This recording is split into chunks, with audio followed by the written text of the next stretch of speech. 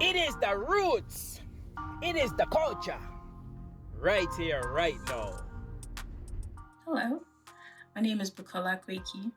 I'm an artist, educator, professor of craft and design, and a writer. And I come to you from Eugene, Oregon today. I've been asked to talk on two rather monumental topics, of which I will be giving you just short primers, which are Nigerian head ties and Nigerian hairstyles. My own research involves researching the history of pre- and post-colonial Nigeria and the effect of British colonization, and more specifically, the economic, cultural realities of Yoruba women. So, Nigerian geles, we'll start with Nigerian hair. African hairstyles have been documented since the 15th century. It was back then, it was mostly used as a cultural identifier and also a status symbol. In Nigeria, traditionally, hair care and hairdressing is thoughtfully and elaborately done and is a source of pride. You might have hairstyles done for many specific reasons, including rites of passage, but mostly it is done for the enjoyment of enhancing one's hygiene, beauty, and status. And two common traditional methods are irudidi and irokiko. The first method, irudidi, which is hair plaiting, what might be more commonly referred to as corn or cane rows in the Americas and Caribbean. Amongst the traditional Yoruba cornrowing techniques are elaborate and some even have named designs.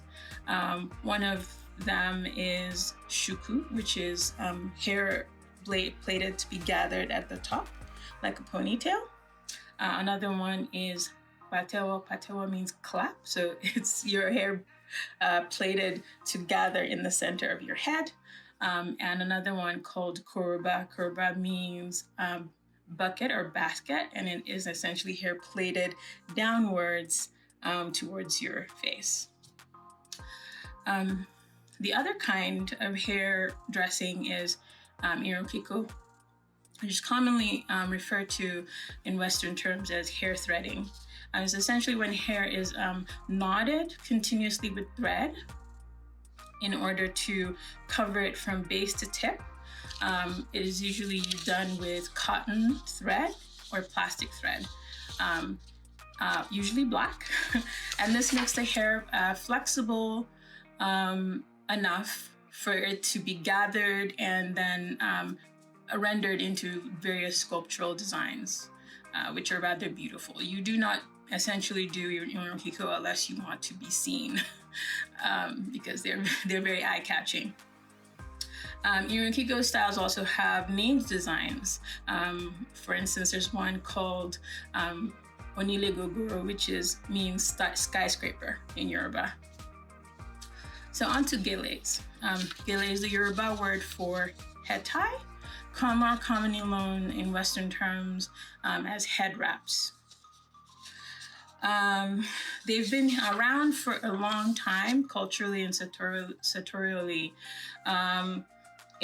amongst Nigerian Yoruba women, but they typically wear them in Nigeria amongst the Yoruba with traditional wear. Traditional wear is a blouse called buba and a wrapper, which is a yardage of cloth tied around the waist, called iro, and the gele, which is one on the head. In pre-colonial times, geles were part of traditional attire made from hand-woven cottons and various other woven local cloth, like strip cloth, such as ashoke, which is commonly done in highland areas of Yoruba land. The increased introduction, though, of imported textile that began to compete with local textiles meant that imported cloths such as damask and lace in the 20th century started to be incorporated in traditional wear as well.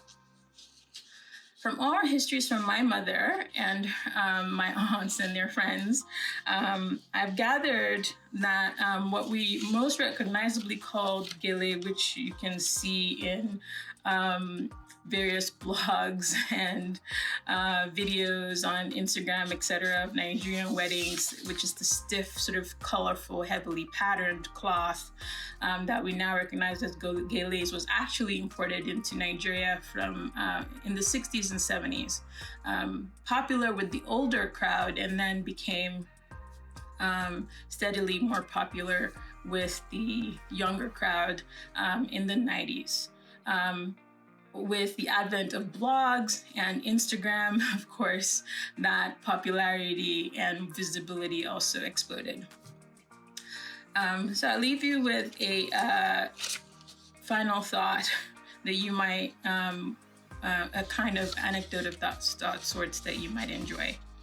In traditional gele styling, the way a gele is tied can indicate a woman's marital status. So if the top of her gele is leaning to the right, she is married. And if it's leaning to the left, she is unmarried. Of course, nowadays, geles are just tied based on whatever is fashionable at the time. I'm Bukola. Thank you for listening.